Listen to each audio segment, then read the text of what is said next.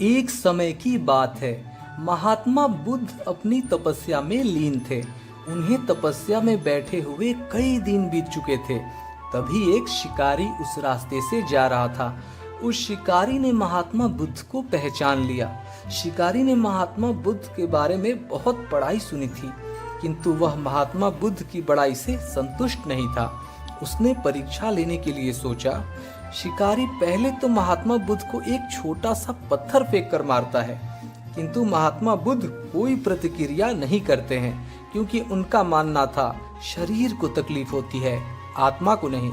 अतः शिकारी द्वारा फेंके गए पत्थर के कारण शरीर को कष्ट हुआ है, किंतु आत्मा को नहीं।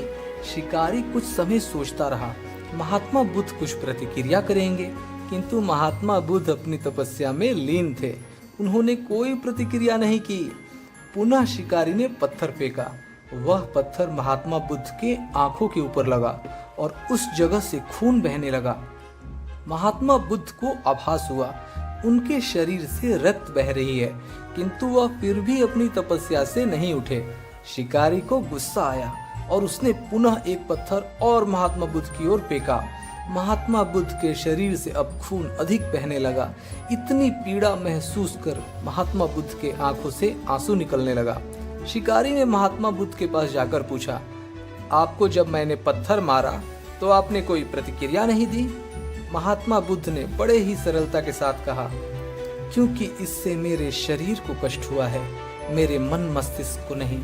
शिकारी अचंभित रह गया। उसने पूछा, फिर आपके आंखों से आंसू क्यों बह रहे हैं? इस पर महात्मा बुद्ध ने पुनः कहा, तुम्हारे द्वारा किए गए अनुचित कार्य के परिणाम में मेरा मस्तिष्क, मेरी आत्मा विचार करके रो रही है।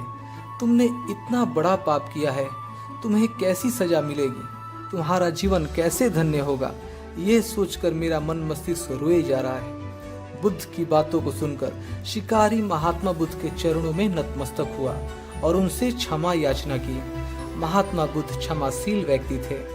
उन्होंने तुरंत शिकारी को क्षमा कर दिया और अपना आशीर्वाद दिया। वह शिकारी महात्मा बुद्ध का आशीर्वाद पाकर एक महान व्यक्ति और साधक के रूप में जीवन व्यतीत करने लगा। तो दोस्तों, देखा आपने, एक दुराचारी से दुराचारी व्यक्ति भी अगर सही संगत में आ जाए तो उसका जीवन सफल हो जाता है। इसीलिए कहा गया है, संगति का असर पड़ता है और हमें हमेशा सज्जन की संगति में ही रहना चाहिए।